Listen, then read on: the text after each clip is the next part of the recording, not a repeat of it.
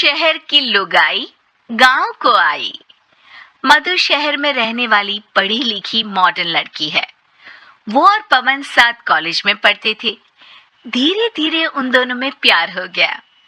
पर पवन गांव में रहने वाला एक साधारण सा लड़का है।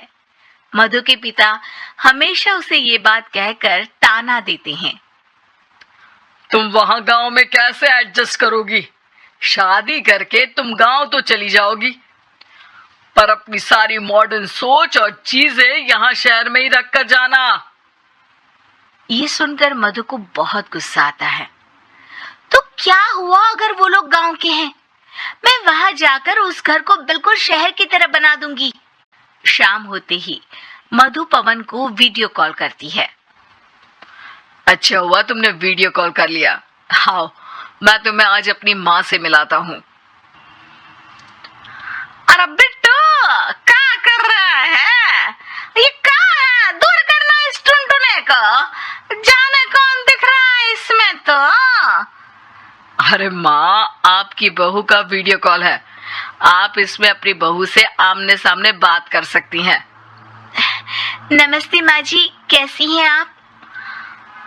अरे जका, ये बहू ने अपने कानों में क्या लगाया है? जो कैसे झुमके हैं? झुमके नहीं माँ जी, इन्हें ईयरफोन्स कहते हैं। इससे सामने वाले की आवाज और अच्छे से आती है। मैं आपको भी ला कर दूंगी। अरे नहीं नहीं, हमें नहीं ना चाहिए। हमारा कान बिल्कुल ठीक है। हाँ। माँ जी की ये बातें सुनकर मधु को अपने पिता की बातें याद आ जाती है और वो उसी वक्त ये ठान लेती है कि वो अपने ससुराल को एकदम मॉडर्न ससुराल बनाकर रहेगी। कुछ दिन बीत जाते हैं। पवन और मधु की शादी हो चुकी है। आज मधु का अपने ससुराल में पहला दिन है। माँ जी, मैं आपके लिए एक तोहफा लाई हूँ। और इतना बड़ा तोहफा? अरे कहाँ लाई है रे इस बड़े से बक्से में? मधु बॉक्स खोलती है।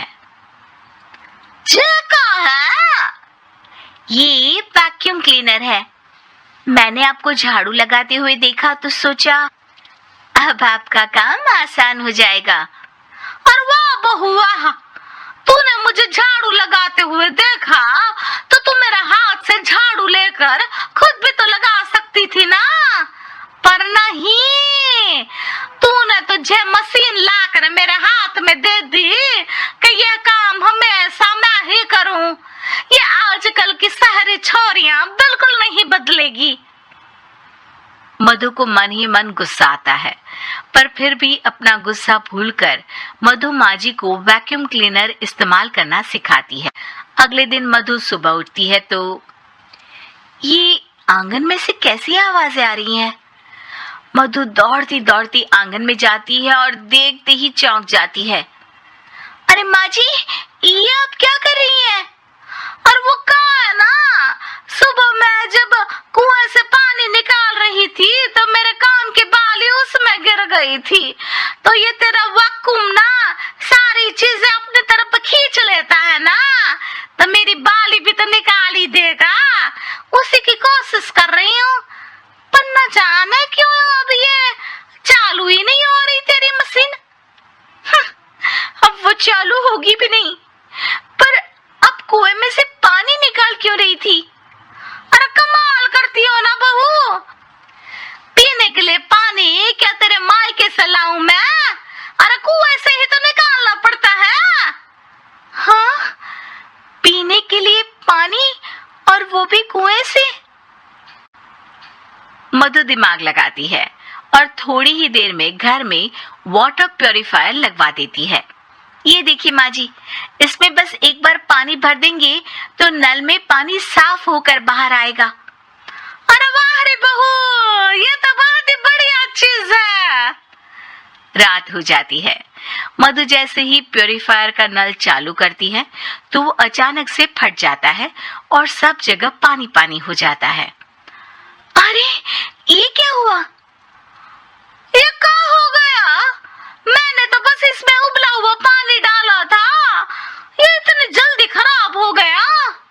अरे ये सारी चीजें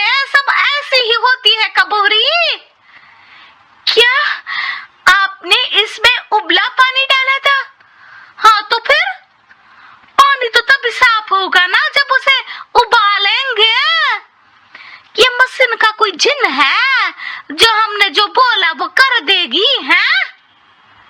मधु को बहुत गुस्सा आता है।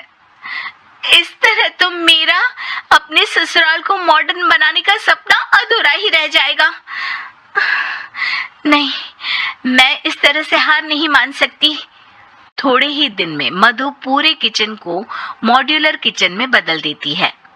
अरे वाह बहुआ, इतनी सारी अलमारियां! माँ जी मॉड्यूलर किचन देखकर बहुत उत्सुक हो जाती है। ये बक्सा का है? बहू ने शायद गलती से यहाँ रसोई में रख दिया है, पर है तो ये बहुत ही बढ़िया। अगले दिन सुबह, अरे मायरी, क्या हो गया? मैं तो बर्बाद हो गई, मेरी सारी पूंजी जलकर राख हो गई। हे राम, अब मैं क्या करूं? माँ जी की रोने की आवाज सुनकर मधु दौड़ी दौड़ी किचन में आती है और इतना धुआं देखकर घबरा जाती है। ये सब कैसे हुआ माँ जी? ये आग कैसे लगी? ये सब तेरा इस मॉड्यूलर किचन की वजह से हुआ है, और ऊपर से तूने तिजोरी जो रसोई में रख दी थी, मैंने जैसे ही अपने गहने और पैसे इसमें रखे और बाहर से इस ताले को घुमाया, ये तो 5 मिनट में ही आग बबूला होकर पट गया। अरे माँ जी, ये तिजोरी नहीं है, ये तो माइक्रोवेव है। इसमें गहने नहीं रखते, खाना गर्म करने के लिए होता है ये। और ये जो आपने घुमाया ना, ये ताला नहीं है, आपने इसके टेम्परेचर को फुल कर दिया, इसलिए फट गया। माँ जी और जोर जोर से रोने लगती है।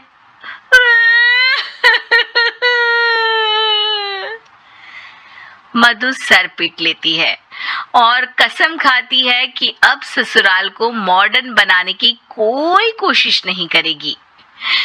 मुझे माफ कर दीजिए माँ जी, आप जैसी हैं वैसी ही ठीक है। मधु को अपने पिता की कही बात याद आ जाती है और मधु वापस घर और किचन को पहले जैसा ही कर देती है।